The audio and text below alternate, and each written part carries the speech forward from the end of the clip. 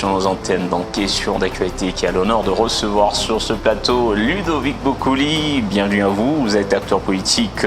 Aujourd'hui, nous parlons des défis du gouvernement, encore des premières annonces du gouvernement qui viennent de totaliser plus d'une centaine de jours depuis son installation le 11 juin dernier. Comment retrouver les signaux de ce gouvernement avec autant de défis?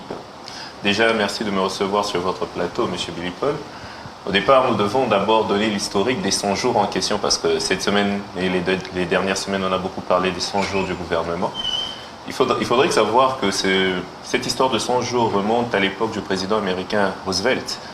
Roosevelt, se retrouvant devant la crise financière de 1929, après le grand crash de Wall Street, devait avoir des plans idoines pour relever les défis qui se passaient aux États-Unis. C'est comme ça qu'il avait lancé ce terme qu'il avait appelé New Deal et demandé au peuple de lui donner 100 jours pour redresser la barre.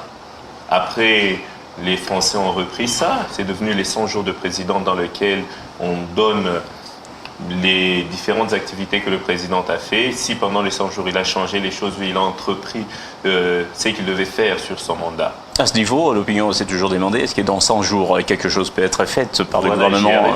Quand on voit un pays continent comme le nôtre, dire que dans les 100 jours, nous pouvons juger un gouvernement, ça serait un peu précoce.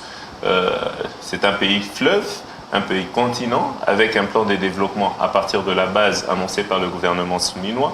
Je pense qu'il est difficile de pouvoir juger le gouvernement dans les 100 jours. Par contre, il y a déjà sur certains ministères, certains signaux intéressants que le gouvernement a lancés avec des ministres qui se sont démarqués déjà dans les 100 jours. Entre autres, quels signaux? Voilà, nous pouvons parler par exemple du ministère le plus populaire actuellement, le ministère de la Justice, de l'excellence Constant Mutamba, qui est un ministère qui a entrepris des réformes au niveau de l'appareil judiciaire en essayant de resserrer les cadenas pour ceux qui ont des malversations financières au niveau de gouvernement, essayer de désengorger les prisons. Ça, ce sont des activités que nous devons louer. Nous devons louer aussi au niveau du ministère des Finances, là où nous avons vu une stabilisation du taux à 2880, là où nous avons vu la maîtrise de l'inflation qui était de 13,5% en 2023, qui est aujourd'hui de 14,5%. Ce sont des choses que nous devons applaudir. Ou même dernièrement ce que nous avons vu en essayant de réduire au niveau déjà de la capitale les prix du carburant. Ce sont des signaux qui montrent que ce gouvernement met en œuvre certaines activités pour pouvoir essayer de redonner de l'espoir au peuple congolais. Lors des récentes réunions du Conseil des ministres, il y a eu les vœux du gouvernement, encore un certain nombre de mesures annoncées par le gouvernement pour lutter contre la cherté de la vie. Quel regard vous portez sur ces mesures?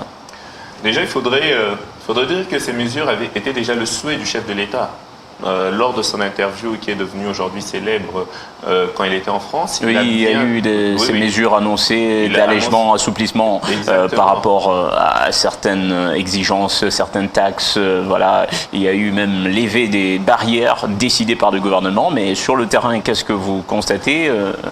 Ça prend effet, ces mesures? Ces mesures vont prendre effet, parce que il faut partir d'un souhait pour arriver à la concrétisation. Et cela passe par plusieurs étapes. Mais nous voyons déjà sur terrain certaines réformes pour pouvoir permettre à la diminution, ne fût-ce que des denrées nécessaires pour la population, de certaines taxes, en essayant de les bannir, sans oublier les exonérations que nous avons. Et nous croyons qu'avec la volonté du Conseil de ministres, ces différentes mesures vont continuer à être mises en vigueur pour permettre à la population... Est-ce que la volonté seule du Conseil des ministres suffirait dans ce pays où une certaine opinion pense que les bons vœux ou les meilleurs vœux ne manquent jamais? Il y a toujours des bonnes idées traduites sous forme des textes, des arrêtés ministériels et autres, mais le contrôle manquerait, le contrôle rigoureux sur le terrain. Il faut comprendre dans ce pays qu'il faut commencer quelque part. Je l'ai dit plus haut que ce pays, c'est un pays continent. Il faut commencer quelque part. Et cela commence par la volonté. Mais avec le gouvernement actuel, ils ne se sont pas arrêtés à la volonté. Ils ont mis en place certaines mesures. Je venais de dire plus haut que nous avons une stabilisation. C'est vrai que les gens sont en train de décrier au jour d'aujourd'hui le taux du dollar, mais la stabilité, elle est là. La stabilité reste à 2880. Nous avons le taux de l'inflation. Est-ce qu'il y a de l'impact sur les vécus quotidiens? C'est la question des observateurs, d'une certaine opinion. Ou pourquoi ça traînerait? Pourquoi les effets immédiats traîneraient des bonnes mesures? Les mesures elles sont économiques. Et des mesures économiques prennent du temps.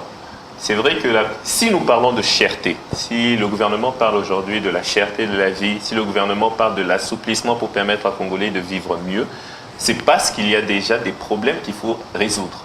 Et c'est par certaines importantes décisions qui doivent être prises, notamment dans la réduction des taxes, notamment dans la stabilisation de notre monnaie et dans certaines mesures économiques, choses qui sont en train d'être faites. Rome ne s'est pas construite en un jour. Voilà, ce n'était qu'une parenthèse par rapport à l'historique des 100 jours. Exactement. Alors, qu'est-ce que ces pays-là qui ont implémenté ce système des 100 jours ont trouvé? Il y a eu des résultats positifs dans leurs pays respectifs. Déjà, les Américains qui ont commencé avec ça ne le suivent plus aujourd'hui. Et les Français, Pourquoi? Parce qu'ils se sont rendus compte que 30 jours, c'est trop peu pour pouvoir mettre en place des solutions durables. On ne va pas faire les choses à la va-vite. Il faut faire des choses qui vont durer dans le temps. C'est pour ça que ces pays, déjà, la majeure partie n'utilisent pas. Pour exemple, quand les Français avaient repris cette histoire de 100 jours, mais quand François Hollande a pris le pouvoir, il a dit qu'on ne le jugerait pas sur les 100 jours, laissez-le faire son travail durant 5 ans. Les 100 jours, certes, pour pouvoir mettre en application certaines réformes, nous dire que le gouvernement va travailler sur X, Y, Z, voilà, oui. Mais juger un gouvernement sur 100 jours, je pense que c'est prématuré.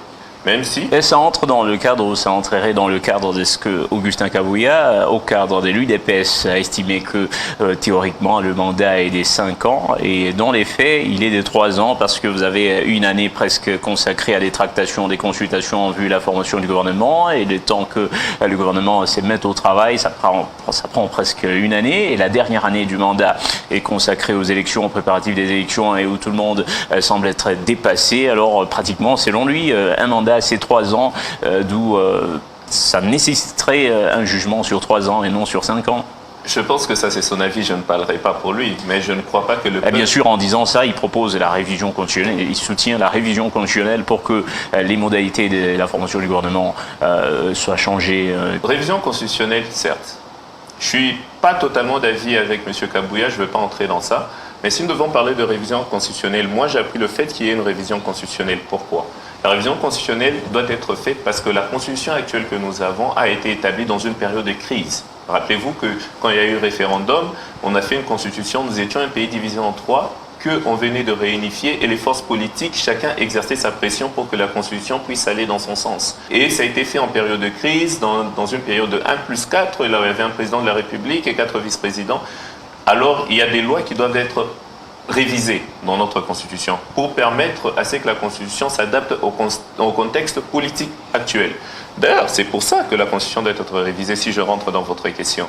On ne peut pas attendre 6 mois pour avoir un gouvernement, on ne peut pas attendre 8 mois pour avoir un gouvernement. Nous ne devons pas avoir... Ça impacte sur le bilan du gouvernement ou sur les actions des acteurs, des décideurs. En sur le propos de M. Kabouya, le peuple ne regarde pas l'année que le président de la République a à prendre pour pouvoir discuter avec toutes les fractions politiques et pour pouvoir lancer sa politique. Non, le peuple, il compte les 5 ans. Par contre, sur la révision constitutionnelle, il y a des articles qui ne doivent pas être touchés parce que c'est le sacro-saint de la Constitution.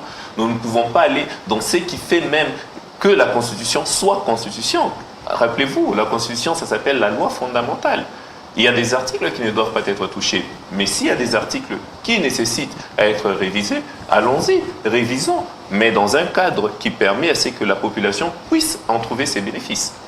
Pour que la population en trouve ses bénéfices. Alors, comment trouver les objectifs annoncés pour des développements à la base, les objectifs annoncés par le gouvernement?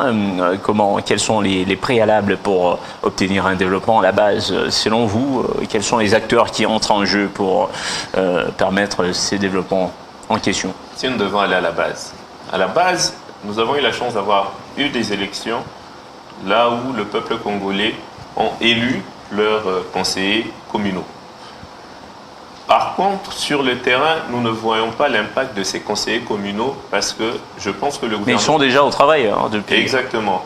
Mais je pense que on ne s'est pas assez préparé pour pouvoir permettre à ces conseillers communaux d'exercer leurs droits, d'exercer leur travail et de faire pourtant, ils sont installés. Alors, qu'est-ce qui bloquerait leur travail? Il n'y a pas eu des élections de bourgmestre, il n'y a pas eu des élections de conseillers urbains, il n'y a pas eu des élections de maire de la ville. Mais il y a des bourgmestres déjà. Mais ces bourgmestres ont été nommés par arrêté présidentiel. comment ces bourgmestres nommés par arrêté présidentiel pourraient avoir de l'influence sur une assemblée nommée par le peuple. Et comment cette assemblée nommée par le peuple pourrait avoir de l'influence sur un bourgmestre ou un maire de la ville nommé par arrêté présidentiel. Qui contrôle qui? Donc ici, l'exigence pour que le travail des conseillers communaux soit perceptible ou même ostensible sur le terrain, il faudrait quoi? Pour que ces conseillers puissent travailler, il faudrait amener le processus jusqu'à la fin, c'est-à-dire avoir des élections au niveau des conseillers urbains et avoir des élections au niveau des bourgmestres. Comme ça, le travail des conseillers communaux, qui est de contrôler les bourgmestres et leurs activités, sera réellement effectif. Parce que nous devons rentrer. Ces différents conseillers communaux, ils sont là pour contrôler les bourgmestres qui récupèrent certaines rétrocessions. Et notamment ici, nous avons pour certaines communes qui reçoivent des redevances minières, qui sont chiffrées en millions de dollars.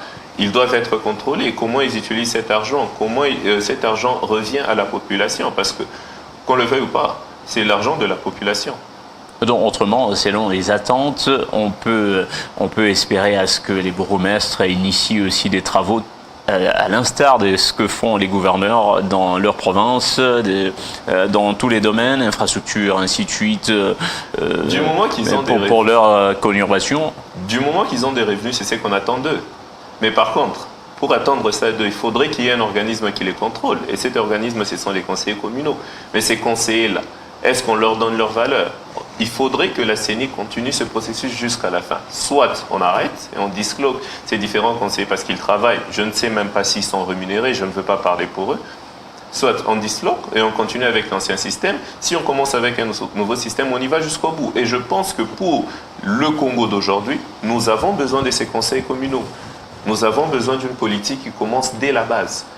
Parce que le président de la République, avec toute la volonté qu'il a, ne quittera pas Kinshasa pour venir écouter ce que la maman du marché à la Roachie est en train de vivre. On doit échelonner les responsabilités. Et cela commence par donner des responsabilités aux différentes couches de la population. Commencer par le conseil communal et monter. Ok, cela a été salué comme une innovation dans l'organisation des élections en RDC, avoir les élections des conseillers communaux. Aujourd'hui, comment vous évaluez en général l'impact de la présence des conseillers communaux? Si nous devons être honnêtes, il n'y a aucun impact. Si nous devons être honnêtes, il n'y a aucun impact. Je ne vois aucun impact de ces différents conseillers communaux. Raison de plus, pourquoi ils n'ont pas cet impact? Parce qu'on ne les a pas laissés faire leur travail jusqu'au bout. Or, nous avons des conseillers communaux de renom, nous avons des personnes fortes, des personnes qui ont des projets pour leur commune, des personnes qui veulent amener les développements à partir de la base, mais je pense qu'on les a un peu verrouillés du fait qu'on les a un peu laissés en l'air. Ils sont en train de gérer des communes sans avoir vraiment la légitimité qu'il faut pour ça, parce que le processus n'a pas continué jusqu'à la fin. C'est comme je vous ai dit, le bourgmestre nommé par le président, le conseil par le peuple. Comment le bourgmestre a de l'influence sur le conseil et vice-versa, qui contrôle qui? C'est ça le gros problème.